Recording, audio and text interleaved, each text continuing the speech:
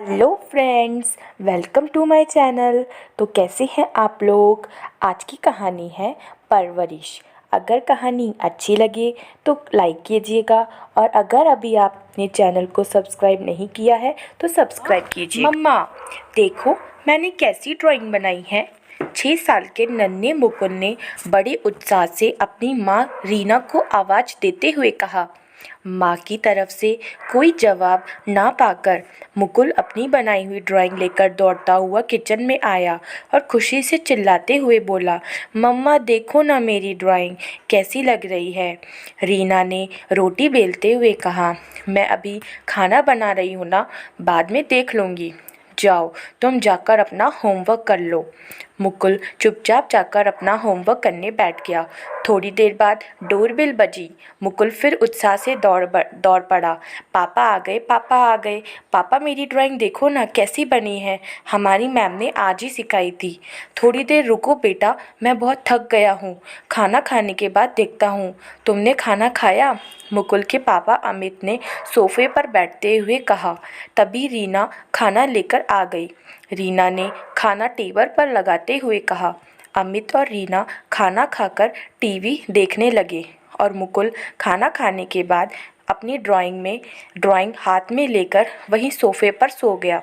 एक दिन स्कूल से आकर मुकुल ने रीना से कहा, मम्मा हमारी मैम ने आज हमें एक नया प्रोजेक्ट बनाने के लिए दिया है और वो हमें सप्ताह में पूरा करना है। रीना उस समय कोई मैगज़ीन पढ़ रही थी। मैगज़ीन में देखते देखते ही वह मुकुल से बोली, हाँ तो बना लेना बेटा, पहले जल्दी से खाना खा लो। मुकुल बोला, मम्मा मैं अपने आप नहीं बना पाऊँगा, मुझे आपकी हेल्प चाहिए। ठीक है, मैं हेल्प कर दूँगी, अभी 4 सप्ताह का टाइम है। चलो अब जल्दी से खाना खाओ, फिर तुम्हारी ट्यूशन का टाइम हो जाएगा, टीचर आने वाली है। खाना खाकर मुकुल अपना ट्यूशन टीचर के साथ पढ़ने बैठ गया और रीना किसी से फ़ोन पर बात करने में व्यस्त हो गई। सप्ताह का समय निकल गया, लेकिन रीना मुकुल के स्कूल प्रोजेक्ट के लिए टाइम नहीं निकाल पाई। पापा कल संडे है ना, आप हमें घुमाने ले जाओगे? शनिवार की शाम को मुकुल ने अमित से पूछा। अमित ने कहा, जरूर ले जाएंगे बेटा, अभी आप जल्दी से सो जाओ। मुकुल को रूम में सुलाकर अमित और रीना बाहर गार्डन में वॉक करने चले गए। अगले दिन संडे को अपने प्रॉमिस के अनुसार अमित और रीना मुकुल को घुमाने बाहर ले गए। वो लोग एक बड़े से मॉल में गए। अमित ने मुकुल को गेम जोन का पास दिलाकर खेलने के लिए भेज दिया। तभी अमित के किसी दोस्त का फ़ोन आ गया और वो फ़ोन पर व्यस्त हो गया। रीना वही मॉल के शॉपिंग एरिया में चली गई। काफ़ी देर बाद अमित और रीना वहां आए और उन्होंने मुकुल को साथ लेकर एक रेस्टोरेंट में गए। खाना ऑर्डर करने के बाद अमित ने रीना से कहा, रीना मैं कल ऑफिस की मीटिंग के लिए दिल्ली जा रहा हूँ, 2 दिन बाद लौटूंगा। तभी मुकुल बोला, लेकिन पापा कल मेरे स्कूल में पेरेंट्स टीचर मीटिंग है। अमित ने कहा, मेरा जाना ज़रूरी है बेटा, मैं नेक्स्ट टाइम ज़रूर तुम्हारे स्कूल आऊँगा। मुकुल को रोना आ गया। पापा आपने पिछली बार भी यही बोला था, आप मेरे एनुअल फंक्शन में भी नहीं आए थे। अमित ने नाराज़गी भरे लफ्जे में कहा, मेरी मीटिंग ज़रूरी है मुकुल, तुम्हारे स्कूल के अनुसार तो मेरी मीटिंग का समय सेट नहीं हो सकता ना। चलो जल्दी खाना खाओ, घर जाकर मेरी कल की पैकिंग भी करनी है। रीना मेरे कपड़े तैयार हैं ना? मुकुल चुपचाप अपने आंसू पोंछकर खाना खाने लगा और अमित और रीना बातें करने लगे। धीरे धीरे समय बीतता गया। मुकुल बड़ा हो रहा था।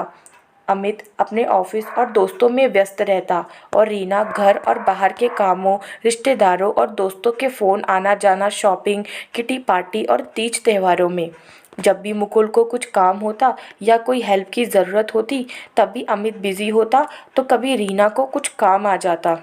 मुकुल भी अपने दोस्तों के साथ खेलने, बातें करने, मोबाइल पर गेम खेलने और सोशल मीडिया पर वीडियो देखने में समय बिताने लगा। अमित ने कक्षा 7 का रिज़ल्ट अच्छा लाने पर इनाम स्वरूप मुकुल को नया फ़ोन लाकर दे दिया था। उसके बाद तो मुकुल दिन भर अपने कमरे में ही रहने लगा था। अब मुकुल क्लास 8 में आ चुका था। उसका व्यवहार भी काफ़ी बदलने लगा था। ना तो वह रीना से स्कूल के प्रोजेक्ट में मदद मांगता, ना ही अमित से घूमने ले जाने की जिद करता। अमित और रीना को लगा कि अब मुकुल बड़ा हो रहा है, इसलिए समझदार भी हो रहा है।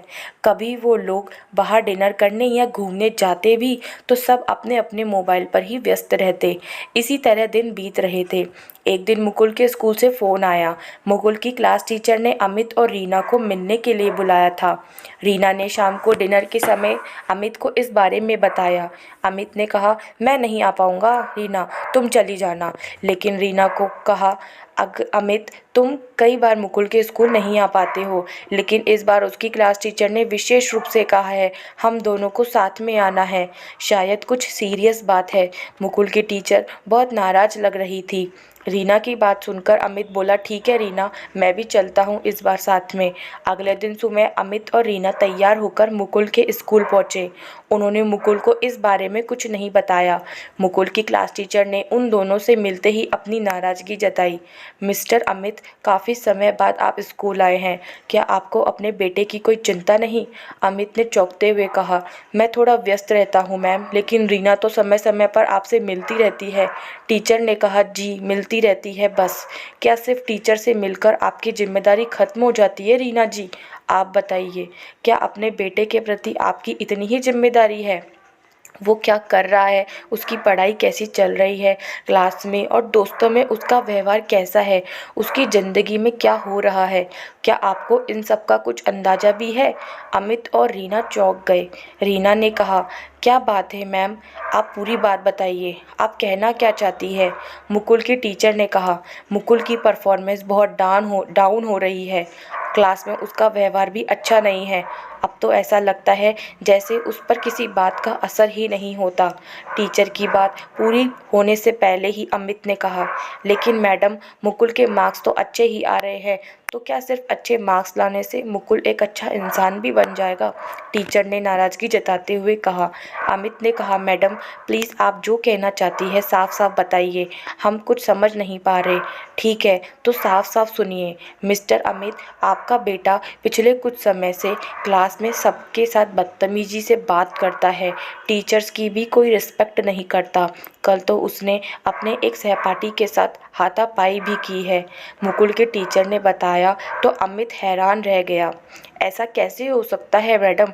मुकुल घर पर तो बहुत शांत रहता है। चौंकते हुए रीना ने कहा, क्या आपने उसके शांत रहने का कारण जानने की कोशिश की रीना जी? टीचर ने सवाल किया तो रीना बोली, हमने सोचा अब वो बड़ा हो रहा है, इसलिए समझदार भी हो रहा है। समझदार होने और शांत होने में फ़र्क होता है रीना जी और अमित जी। मुझे बहुत अफसोस के साथ बताना पड़ रहा है कि मुकुल ने सिगरेट पीना शुरू कर दिया है। टीचर के ऐसा बोलते ही अमित गुस्से से लाल हो गया।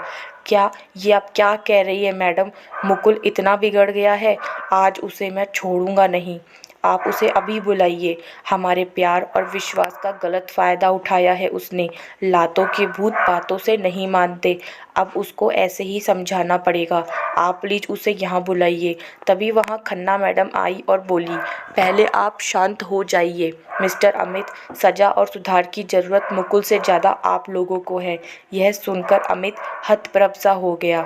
तभी मुकुल की क्लास टीचर खन्ना मैडम हमारे स्कूल की काउंसलर है, ये एक साइकोलॉजिस्ट भी है, आप इनसे बात कीजिए, मैं थोड़ी देर में आती हूँ। इतना कहकर वो बाहर चली गई। रीना और अमित समझ नहीं पा रहे थे कि क्या बोले। खन्ना मैडम ने कहा, देखिए रीना जी एंड अमित जी, मैं आपकी सिचुएशन समझ सकती हूँ। कभी कभी हमें लगता है कि हम अपने बच्चे के लिए जो कर रहे हैं वो सब सही है, लेकिन हम ये भूल जाते हैं कि बच्चों को बाहर घूमने ले जाना, नए कपड़े खिलौने दिलाना, उन्हें अच्छी स्कूल या ट्यूशन में एडमिशन दिलाना पर्याप्त नहीं होता।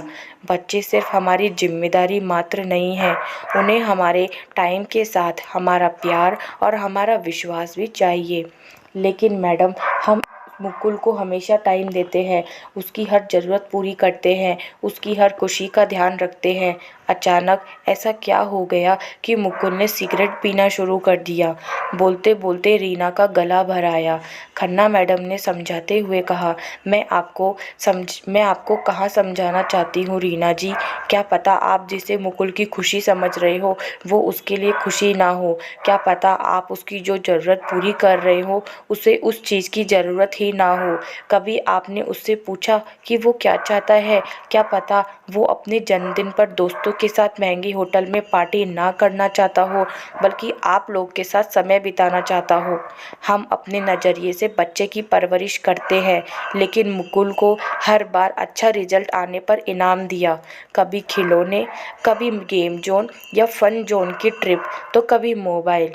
लेकिन उसके बार बार कहने पर भी मैं उसके साथ उसके स्कूल फंक्शन या पेरेंट्स मीटिंग में नहीं आ पाया। अभी आपके समझने पर मैंने महसूस किया कि हम फिजिकल रूप से हमेशा मुकुल के पास थे, लेकिन मानसिक भावनात्मक रूप से हमने उसको कभी संबल और सपोर्ट नहीं दिया। अभी भी देर नहीं हुई है अमित जी। मुकुल को सज़ा नहीं, प्यार देने की ज़रूरत है। आप दोनों का प्यार और विश्वास उसे मिला तो उसका खोया हुआ आत्मविश्वास वापस आ सकता है, और हम और आप मिलकर अपने होनहार बच्चे को फिर से पा सकते हैं।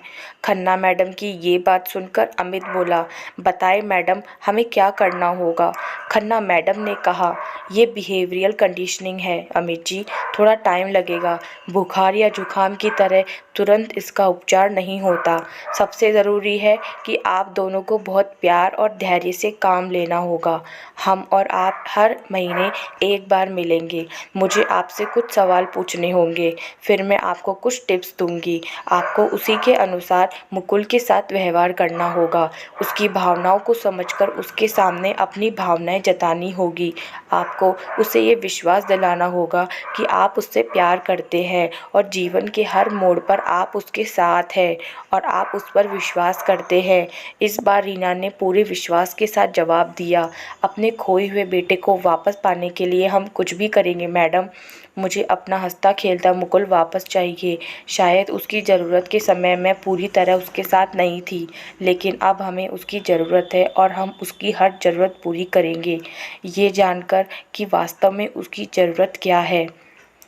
थैंक यू रीना जी, आप लोगों से मुझे यही उम्मीद थी। एक्चुअली आज के टाइम में मेंटल हेल्थ बहुत ज़्यादा इम्पोर्टेंट मुद्दा है। इस पर हम सब बात भी करते हैं, लेकिन शायद अपनी अपनी लाइफ में हम सब इतने व्यस्त और वर्चुअल दुनिया में इतना खो गए हैं कि बच्चों की मेंटल हेल्थ के बारे में भूल ही जाते हैं। अगर हम पेरेंट्स, टीचर और काउंसलर मिलकर काम करें तो अपनी और बच्चों की mental and emotional well building को अच्छे ढंग से हासिल कर सकते हैं। Thank you so much madam, आपके गाइडेंस की वजह से हम अपने बच्चे को वापस एक प्यारा और खुशी भरा जीवन दे पाए। आज मुकुल पर हमें ही नहीं, पूरे स्कूल को गर्व है। आपका ये एहसान हम कभी नहीं भूल पाएंगे। 2 साल बाद जब मुकुल ने 10वीं बोर्ड की परीक्षा में मेरिट लिस्ट में जगह बनाते हुए पूरे राज्य में टॉप किया तो अमित और रीना गर्व और खुशी से झूम उठे। तो दोस्तों, आपको मेरी आज की ये कहानी कैसी लगी, आप मुझे कमेंट करके ज़रूर बताइएगा। अगर अभी तक आपने मेरे चैनल को सब्सक्राइब नहीं किया है तो चैनल को ज़रूर से सब्सक्राइब कीजिएगा। तो मिलते हैं नेक्स्ट स्टोरी में।